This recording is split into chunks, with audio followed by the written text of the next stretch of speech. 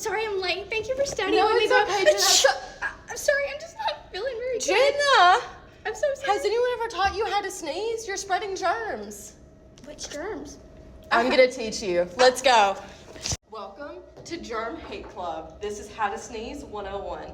Earlier, you asked me what a germ is. A germ is a bacteria that can be spread through saliva, so when you sneeze, your saliva can be transmitted onto me, onto different surfaces. It can be spread pretty much anywhere, which is why it's really important to know how to sneeze.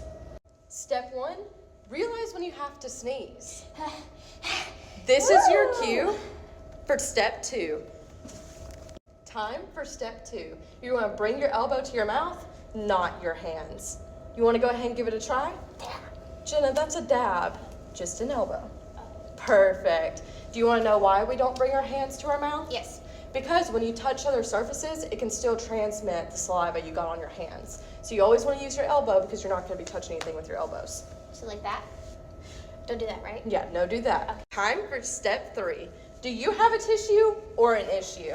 I don't know. I think I kind of have an issue. Tissues are really important after you sneeze to help clean up your face and hands. Oh, that's good. Just in case anything accidentally got anywhere, it can help you keep you and your friends safe. Well, this is really good thinking, Kaylee. Perfect. Step 4 and the last step, make sure you clean your hands even if you forget. That way, if you accidentally get it on your hands, you make sure you're clean. Bless you. Ooh, here's some hand sanitizer. Oh, okay. That's really good. Thank you. Perfect. Now you're all safe.